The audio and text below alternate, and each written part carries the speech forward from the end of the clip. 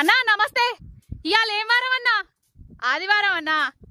ఆదివారం కాదన్నా, తెలంగాణలో గుంపు మేస్త్రి హైడ్రామా చేసుకుంటా పేద ప్రజల ఇల్లు కూల్చేవారం అన్నా. పేద ప్రజల బతుకులు చింద్రం చేసేవారం అన్నా. ఆదివారాన్ని మర్చిపోయిండ్రన్నా తెలంగాణ ప్రజలు. హైడ్రామాతోటి డ్రామాలు చేసి ఇండ్లను కూలుస్తున్నాడన్నా. ఒక్కొక్క ఇటుక పేర్చి ఇల్లు కట్టేటోడికే తెలుస్తుంది దాని విలువ, ఈ కూల్చేటోనికి ఏం తెలుస్తుంది? ఈ కూల్చే రాజకీయాలు, ఈ కూల్చేటోనికి ఏం తెలుస్తుంది ఒక ఇళ్ల విలువ, పేద ప్రజల కన్నీటి విలువ. అయినా ఆ పేద ప్రజల ఉసురు కన్నీళ్లు దాకి ఈ గుంపు మేస్త్రి కొట్టుకపోవడు ఖాయమన్నా.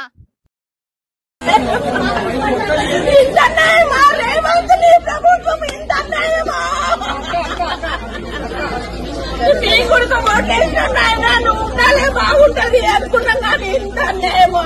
కొడుకు రూపాయి పెట్టింది నా కొడుకు తప్ప. నీది న్యాయమా చెప్పు? అవును, రెండుకున్న వాళ్ళకు టైం ఇయ్యా, సొంతం కట్టుకున్న వాళ్ళకు టైం ఇయ్యకు. రెండుకున్నాం కదా మేము, మాకేం తెలుసు ఇది దీంట్లో ఉంది అని? మాకేం తెలుసు? అమాయకుడు నా కొడుకు రూపాయి కష్టపడ్డాడు. నా కోడలు ప్రెగ్నెంట్ ఉంది. ఒక్క 2 నెలలు టైం అడుగుతున్నాము. 5 ఏళ్ళకి ఇప్పుడు నీళ్లు పోసుకుందయ్యా నా కోడలు. అరే ఒక్కటి పనికి రాకుండా చేశాడు తెలుసా? నాకు అసలు బూతులే రాకుండా కనీసం సామాన్యంగా పనికి వస్తుంది కదా, సామాన్ కోసం మనం మాట్లాడుతున్నాం కదా.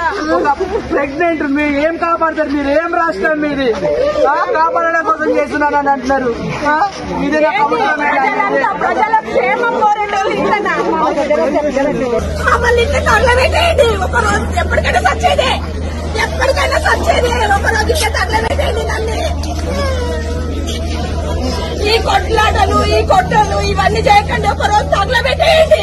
ప్రాణం మీద నాకు ఆశ లేదు. ఎప్పటికైనా సచ్చేదే. ఇంకేం చూస్తాము?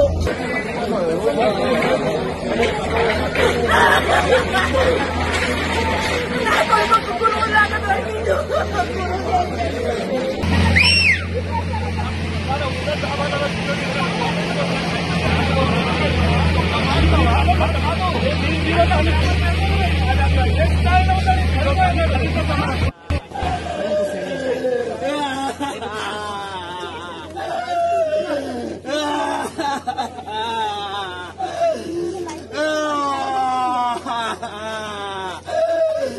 అలా చేయమని ఎవరు చెప్పారు సార్? ఎక్కడి నుంచి వచ్చారు?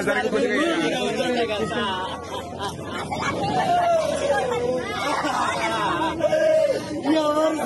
ఎవరు ప్రభుత్వం? ఎవరు?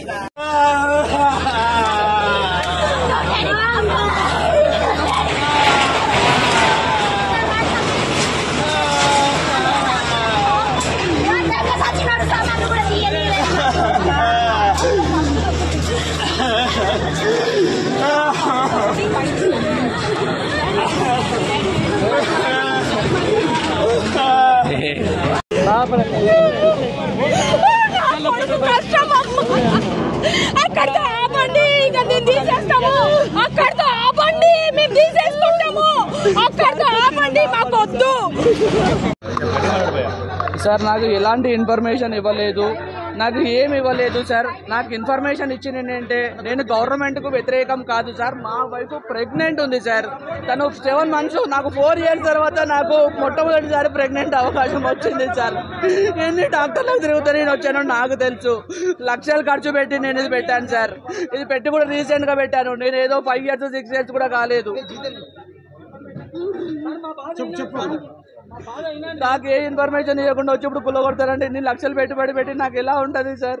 ఒకసారి ఆలోచించండి సార్. దయచేసి నమస్కారం చేస్తున్నాను సార్. నాకు కొద్దిగా టైం ఇవ్వండి.